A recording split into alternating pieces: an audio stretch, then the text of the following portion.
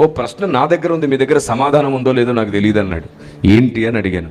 మీ క్రైస్తవులు ఆడవాళ్ళకి తెల్ల చీరలు కట్టడం ఎందుకు నేర్పిస్తున్నారు సార్? భారతదేశ సాంప్రదాయం ప్రకారం భర్త చనిపోతేనే కదా తెల్ల చీర కట్టాలి అన్నాడు ఆయన. అప్పుడు నేనన్నాను, ఎందుకని వీళ్ళు అలా అనుకుంటున్నారు అన్నాను. తెల్ల చీర కట్టుకుని వాళ్ళ బంధువులకు ఫంక్షన్ల దగ్గరికి ఎక్కడికైనా పోతే వాళ్ళకి ఎంత తలవంపులు సార్. భర్త బ్రతుకుండగా ఏంటిది అని వాళ్ళ బంధువులు అడుగుతుంటే వాళ్ళు తల దించుకోరా సార్ అని అన్నాడు. అప్పుడు నేను చెప్పాను, నా దగ్గర ఒక ప్రశ్న ఉంది, దానికి మీ దగ్గర జవాబు ఉందా అని అడిగాను. ఏంటి అన్నాడు. మీ ఆశ్రమాలలో మఠాలలో చాలామంది కాషాయపు చీరలే కట్టుకొని కాషాయ బట్టలే వేసుకొని ఉంటారే, వేరే బట్టలే వేసుకోరు, ఎందుకు అన్నాను. వాళ్ళకి వీళ్ళకి ఏంటి సార్ పొంతనా అన్నాడు.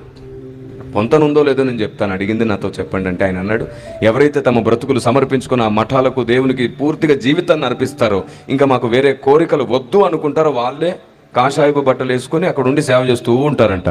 అలాగే క్రైస్తవుల్లో కూడా తమ బ్రతుకుల్ని పూర్తిగా దేవునికి సమర్పించుకొని మా సొంత ఇష్టాలు వద్దు, మాకు రంగు బట్టలు కూడా వద్దు, దేవుని కొరకే బతుకుతాం అనుకున్న వాళ్ళే తెల్ల బట్టలు వేసుకుంటున్నారు. ఇది నిష్ఠకు సంబంధించి, ప్రతిష్టకు సంబంధించి, సమర్పణకు సంబంధించింది.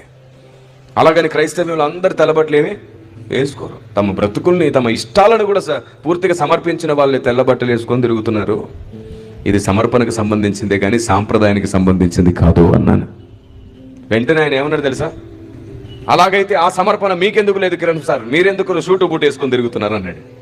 లోకం చూసారా, మనం మంచి చెబితే మన మీద వేలెత్తి చూపే వరకు ఊరుకోదు, ఈగో ఒప్పుకోలేక.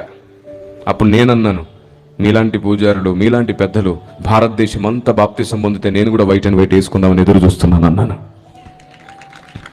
వందనాలు సార్ అని వెళ్ళిపోయాడు ఆయన.